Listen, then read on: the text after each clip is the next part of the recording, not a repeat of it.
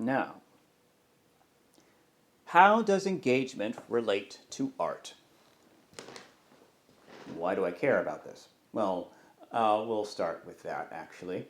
I care about the idea of how engagement relates to art because I consider games to be a form of art and a big part of understanding how to do better at making those sorts of things, I believe centers around the idea of engagement. And the concept of engagement goes beyond simply games, although games are all about interaction. In fact, a game would not be a game without interaction, I dare say. We'll get into my personal definition of a game later, but for now, let's talk about how engagement relates to art. So, per my previous definition of art as stylized expression, there are two components to art, the style and the meaning, or rather, the expression. What is expressed, so to speak. And so, within that, there's an interplay that all art has. An interplay between what it's trying to say and how it's trying to say it, aka the style and the meaning. So from there, the connection of these two parts of how and what is the engagement. The engagement is the interaction between these two parts and the person who is exposed to the art. In other words, the style affects how the meaning is portrayed, and the meaning affects how the meaning, and the meaning affects how the style is built. We'll take something, for example. We'll go to the martial arts, for instance. The martial arts, of course, the martial arts do actually express things. Now, you have the different types, right? You have dos and, well, I forget the actual things, but you basically have things that are more martial technique and then things that are more martial arts. But all of them actually express stuff, just some of them more than others. But the thing about it is that there is a marriage of ideas when you're coming to that, where you have the thing that you're trying to do and then the thing that you're trying to convey. And a martial technique becomes a martial art when it starts to speak, essentially. When it goes beyond the statement of, well, when it goes beyond the function. When the form goes beyond the mastery of the function. In other words, the idea that, in truth, the martial technique is intended for combat, and the intention of combat is to defeat an opponent, or to defeat or control an opponent, ultimately. Either in the sense of,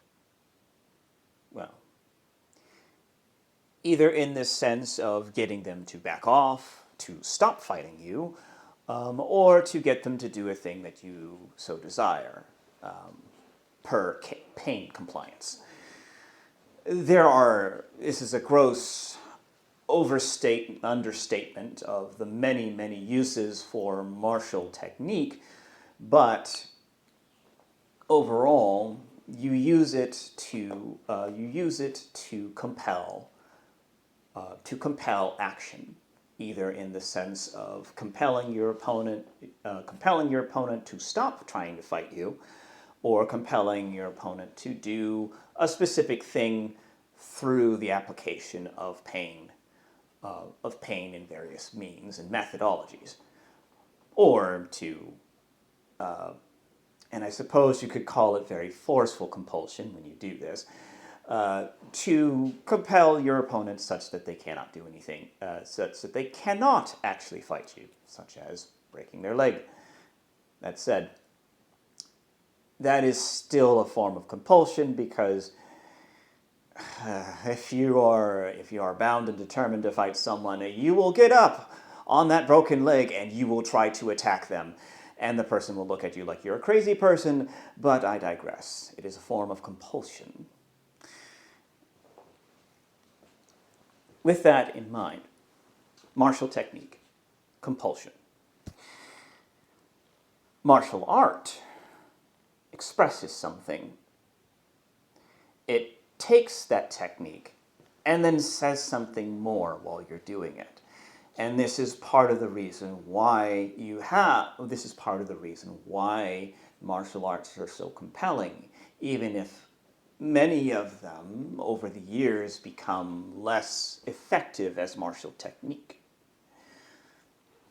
For instance, the idea of Tai Chi. Now, granted, this is speculation, and you'd have to find someone who is a true master of the art form to really speak to this. But there are some who believe that Tai Chi was originally a grappling style of combat. And the moves kind of point towards that, and how they move around things. There's an open space where a body could fill in a number of these, and how you move your body and all of this stuff. Now, with that thought in mind, Tai Chi, as generally practiced and understood, is not really a martial technique, but a martial art. It expresses, in these days, it is used to express and draw out feelings of peace, of calm, and that sort of thing. And it also exercises the body. It does a great many things. Indeed, that exercise and even those feelings that you feel while you're doing it, that is the interaction. That is the engagement. That is how you are engaging with that martial art, engaging with that art form, that art. In other words, Tai Chi is an art form, a variation of a martial technique, and to engage with it is to express things with its application. And to be sure, there's a number of martial arts that are closer to martial technique that also have a tendency to express as they go, and so they are still compelling not only to do, but also compelling to watch. I think to boxing, which is referred to as the sweet science. It is very compelling to watch, particularly if you understand it. But even if you don't understand it, a high-level practitioner of boxing, when they are doing it, it is artful. It is full of art, per our last talk with the idea of meaning, full of meaning, the postfix full of, is full of art. It is full of stylized expression. So, with that all in mind, so engagement with regards to the art form, with regards to different forms of art, is that juxtaposition of style with expression, and it shouldn't be confused with the interaction of style with function. That is, in that you can have something that is entirely functional but not artful. It doesn't say anything. It just does what it do. It just does what it does. So with that in mind, when we go back to that when we go to that Marshall thing where you have that Marshall technique, which is something that has a form and a function, once you give it a meaning, then it becomes a martial art. And that comes full circle with a number of things, like, let's take a car, for instance. A car has a functionality. It gets you from point A to point B. And ultimately, you don't really need a car to have artistry to it. It doesn't need to have style to it if you're just trying to get to work. But at the same time, we want that car to look cool. We want it to have some kind of style to it. We want it to say something. And just by existing in reality, whether we like it or not, the car does have a style to it. It might not have necessarily been intentional.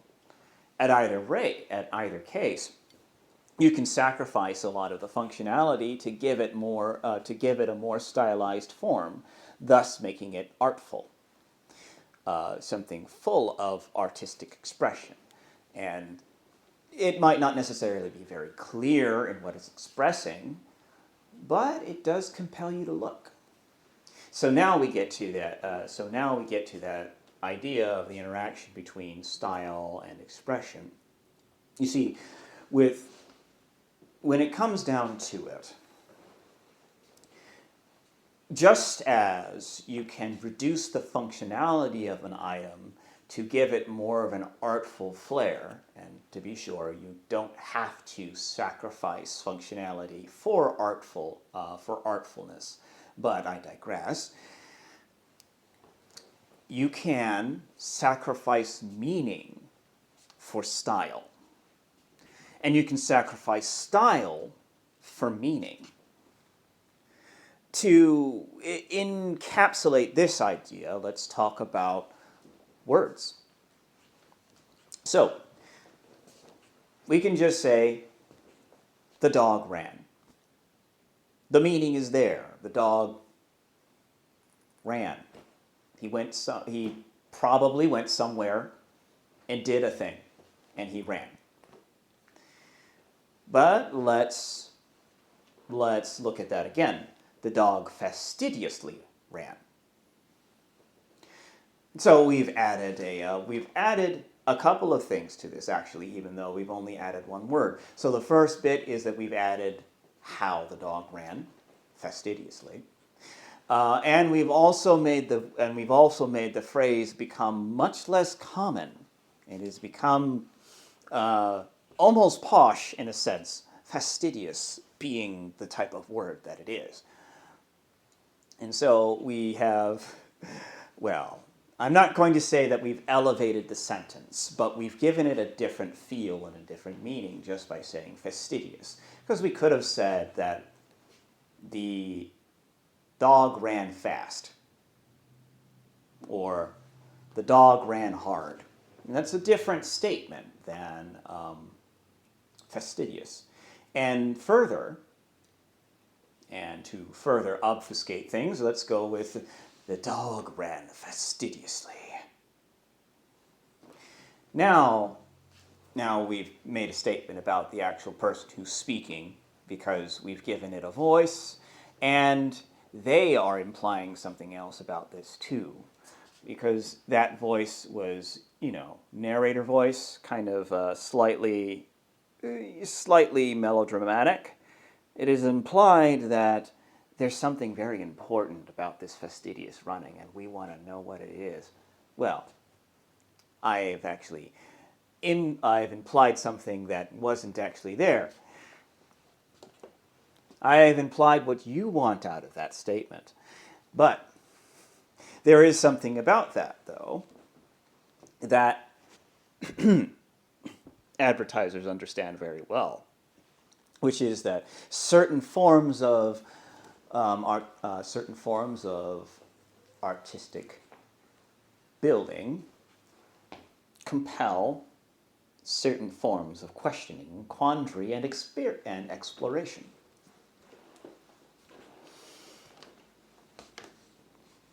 But yes, so the interaction between style and meaning. You can reduce meaning to increase style, and you can reduce style to increase meaning. The clearest example of reducing meaning to increase style is abstract art, where really what you're focusing on when it comes to abstract art is what you're doing, what the artist is doing, either in the form of stippling, lots of multicolored stippling that doesn't really come together to form anything, or various colors and the like, or shapes. You are removing meaning to achieve style and to explore style in that. And so there's the interesting thing about that abstract art is that without that meaning, it's still compelling. There is something very interesting about that element there, where you are working with the elements of raw attention grabbing, raw attention attraction. Things that just are interesting and draw your eyes, and now you're wondering about the piece. In essence, abstract art is a question without an answer, where it's, you look at it and you're like, but why though? And there's no answer to that in that piece. You have to formulate an answer yourself.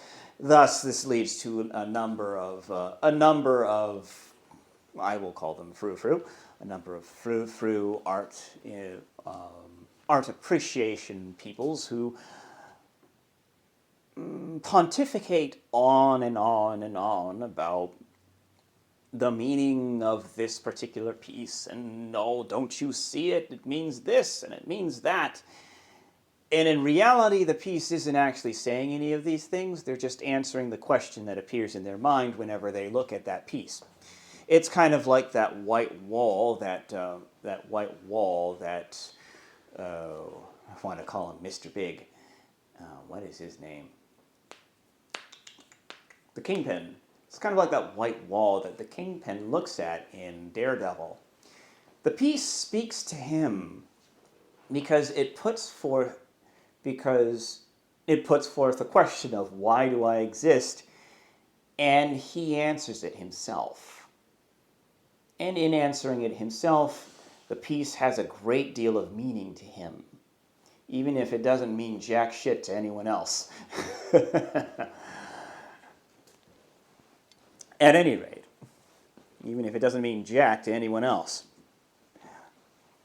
So, with that in mind, what's the opposite of eschewing meaning, or eschewing style for meaning? Well, that is the literary arts.